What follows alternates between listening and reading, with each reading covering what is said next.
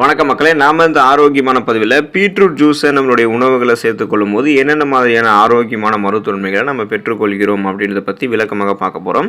Beetroot நம்ம மற்ற சமயங்களில் சாப்பிடுவதை விடவும் குளிர்காலங்களில் அதிகமாக எடுத்துக்கொள்ள வேண்டியது அவசியம். ஸோ இப்போ கோடைக்காலம் அப்படின்னாலும் நீங்கள் அளவோடு பீட்ரூட்டை எடுத்துக்கிட்டிங்கன்னா அது உங்களுடைய உடலுக்கு பலவிதமான மருத்துவன்மைகளை கொடுக்கும். ஏன்னா இந்த பீட்ரூட் நம்மளுடைய ரத்தத்தை அதிக அளவில் உற்பத்தி செய்யும். ஸோ ரத்த அளவு நமக்கு கரெக்டாக இருக்கும். அதில் இருக்கக்கூடிய ரத்த அணுக்களும் கரெக்டான லெவலில் மெயின்டைனாக இருக்கும். ஸோ இந்த பீட்ரூட் எடுத்துக்கிட்டோம் அப்படின்னா ரத்தம் சுத்திகரிக்கப்படும், எந்த விதமான ரத்தம் தொடர்பான பிரச்சனைகளும் இருக்காது. இது இல்லாமல் உடலுக்கு பல்வேறு மருத்துவன்மைகளை பீட்ரூட் நமக்கு கொடுக்கும். இந்த பீட்ரூட்டை அப்படியே நம்ம சமையலில் எடுத்துக்கிட்டாலும் நம்ம ஜூஸாக எடுத்துக்கிட்டாலும் என்னென்ன மருத்துவன்மைகள் கிடைக்குதுன்றதை பற்றி விளக்கமாக பார்க்கலாம். அதை பார்க்குறதுக்கு முன்னாடி இந்த வீடியோவுக்கு மட்டும் ஒரு லைக் கொடுத்துட்டு இந்த தகவலை உங்களுக்கு தெரிஞ்சவங்களுக்கும் ஷேர் பண்ணிவிடுங்க. ஏன்னா இது அவங்களுக்கும் பயனுள்ளதாக இருக்கக்கூடிய ஒரு ஆரோக்கியமான பதிவு தான். இது போன்ற அப்டேட்ஸ்கள் நீங்கள் தொடர்ந்து பார்க்குறதுக்கு நம்மளுடைய ஹெல்த் நியூஸ் தமிழ் சேனலை மறக்காமல் சப்ஸ்கிரைப் பண்ணி வச்சுக்கோங்க. பக்கத்தில் இருக்கக்கூடிய பெல் பட்டனையும் கிளிக் பண்ணி ஆல் அப்படின்ற ஆப்ஷனையும் செட் பண்ணி வச்சுக்கிட்டீங்க அப்படின்னா நான் போடக்கூடிய எல்லா அப்டேட்ஸும் உங்களுக்கு நோட்டிஃபிகேஷன் அடிக்கடி சேரும். சரிவாங்க மக்களே, இப்போ வீடியோக்குள்ள போயிடலாம். அல்சர் குணமாகுவதற்கு நம்ம பீட்ரூட் ஜூஸ் பயன்படுத்தலாம். காரசாரமாக இருக்கக்கூடிய உணவுகளை அதிகமாக எடுத்துக்கொண்டாலோ அல்லது நம்ம காலை உணவுகளை சாப்பிடாம அதை நம்ம ஸ்கிப் பண்ணிக்கிட்டே வந்தோம் அப்படின்னாலும், பசி எடுக்கக்கூடிய நேரத்தில் நம்ம கரெக்டாக சாப்பிடாம விட்டுட்டோம் அப்படின்னாலும் நமக்கு இந்த முறையான வாழ்க்கை நடைமுறை இல்லாமல் முறையற்று அந்த வாழ்க்கை நடைமுறைகளில் உணவுகளை எடுத்துக்கொள்ளும் போது அல்சர் அப்படின்னு சொல்லக்கூடிய அந்த குடல் புண் நமக்கு ஏற்படக்கூடிய வாய்ப்பு அதிகம். அப்படி அல்சரால் அவதிப்படுபவர்கள் பீட்ரூட்டை தங்களுடைய உணவுகளை அதிகமாக சேர்த்துக்கலாம். ஸோ அதாவது வாரத்தில் 1 அல்லது 2 தடவை சமைத்து பீட்ரூட் உங்களுடைய உணவுகள் எடுத்துக்கலாம். எல்லாம் வாரத்தில் ஒரு தடவையாவது பீட்ரூட் ஜூஸை எடுத்துக்கொள்ளலாம்.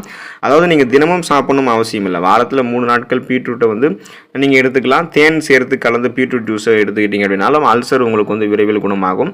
ஸோ கூடுமான வரைக்கும் உங்களுக்கு அந்த அல்சர் பிரச்சனை இருக்குன்னா காலை உணவை நீங்கள் ஸ்கிப் பண்ணாமல் சாப்பிடணும். காரசாரமான உணவுகளை அல்சர் உங்களுக்கு குணமாகக்கூடிய வரைக்குமாவது நீங்கள் சாப்பிடாமல் இருக்கணும். ஸோ குணமானதுக்கு அப்புறம் நீங்கள் கொஞ்சம் கொஞ்சமாக காரத்தை சேர்த்துக்கலாம், அதிகமாக சேர்த்துக்க கூடாது. அதே போல் பசி எடுக்கக்கூடிய நேரத்தில் கரெக்டான நேரத்தில் நீங்கள் பசி எடுத்துச்சுன்னா சாப்பிட்றணும். லேட்டாலாம் சாப்பிடக்கூடாது. அப்போ தான் அல்சர் தீவிரமாக ஆரம்பிக்கிறோம். அதனால் நீங்கள் கவனத்தோடு இருக்க வேண்டியது அவசியம். ஸோ அல்சர் கியூர் ஆகிறதுக்கு பீட்ரூட் ஜூஸ் எடுத்துக்கலாம், பீட்ரூட்டையும் எடுத்துக்கலாம். நம்முடைய உடலை நச்சு நீக்கம் செய்வதற்கு, அதாவது டீடாக்ஸ் செய்கிறதுக்கு பீட்ரூட் ஜூஸை எடுத்துக்கலாம். சிறுநீரகம், பித்தப்பை, கல்லீரல் போன்ற உடலினுடைய உள்ளுறுப்புகள் இருக்கக்கூடிய நச்சுக்களை நீக்குவதற்கு, உடலில் இருக்கக்கூடிய கழிவுகளை வெளியேற்றி சுத்தப்படுத்துறதுக்கு பீட்ரூட் ஜூஸ் ஒரு மிகச்சிறந்த தீர்வாக இருக்கும்.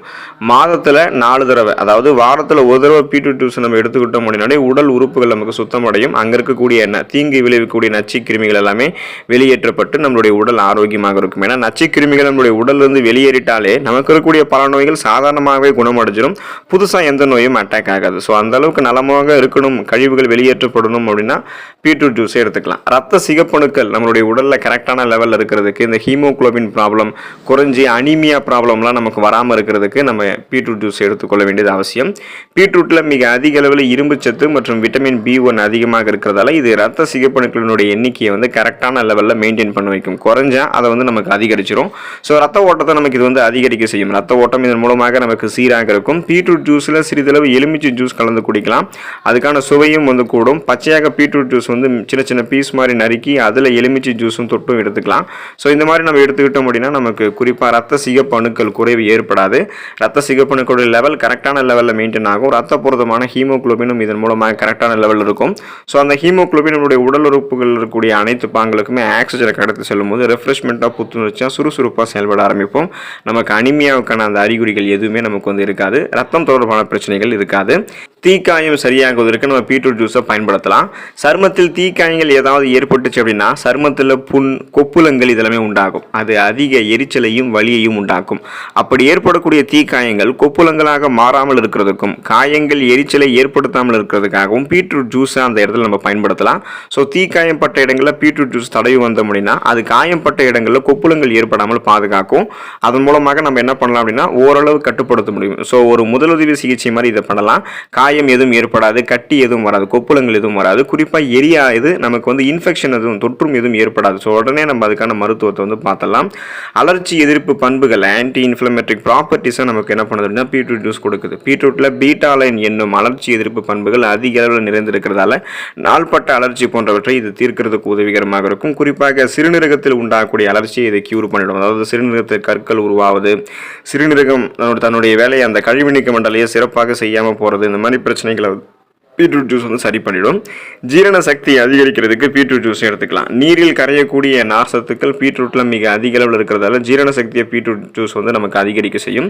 நம்முடைய உடலினுடைய அந்த வளர்ச்சிதை மாற்றத்தை அதிகப்படுத்தும். ஸோ மெட்டபாலிசத்தை வந்து நமக்கு இன்க்ரீஸ் பண்ணி பெருங்குடல் நீரை அதிகமாக உறிஞ்சாமல் பார்த்து கொண்டு பெருங்குடலை வந்து சுத்தமாக வைத்திருக்கிறதுக்கு பீட்ரூட் ஜூஸ் உதவிகரமாக இருக்கும். இந்த அளவுக்கு நீங்கள் நிறைய மருத்துவன்மைகளை பெறணும் அப்படின்னா அளவுக்கு அதிகமாகலாம் பீட்ரூட் ஜூஸையும் பீட்ரூட்டையும் எடுத்துக்கொள்ளக்கூடாது. அளவோடு எடுத்துக்கிட்டீங்க அல்லது மிக குறைவான அளவுக்கு எடுத்துக்கிட்டீங்க அப்படின்னாலே உங்களுக்கு மருத்துவன்மைகள் கிடைக்கும். நீங்கள் நலமோடு வாழக்கூடிய வாய்ப்பை பெறுவீங்க. அடுத்த ஆரோக்கியமான பதிவில் மறக்காமல் சந்திப்போம். நன்றி மக்களே.